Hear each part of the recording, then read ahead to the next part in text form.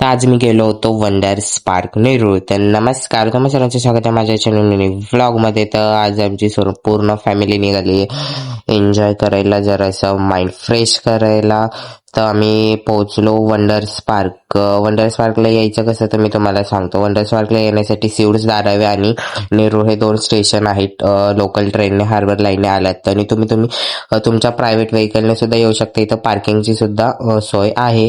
तर बघा, हे खूप मोठं पार्क आहे. पूर्ण तर मी एक्सप्लोर नाही केलं, पण मोस्ट ऑफ आम्ही ह्या राईड्समध्ये बसण्यासाठी चालू होतं. सर्वात फेमस राईड किंवा ज्या राईडसाठी खूप गर्दी होती ती हीच राईड. आम्हाला जवळजवळ 1-1.5 तास ह्या राईडमध्ये जाण्यासाठी लागलं. खूप मस्त वाटलं. वरून आता मी तुम्हाला व्ह्यू दाखवतो. घाबरत घाबरत मी कॅमेरा ऑन केला. बघा किती डेंजर वाटत होतं. वरतून पण मस्त एन्जॉय केलं. आणि त्याच्यानंतर ही एक डेंजरवाली राईड होती. ही राईड रॉकिंग डिस्क म्हणून नाव होतं. तर बसलेलो इथं वेट करायला लागलं, कारण की फुल राईडमध्ये पीपल नव्हते आले म्हणून. तर असंच आम्ही एन्जॉय केला. खूप मजा आली.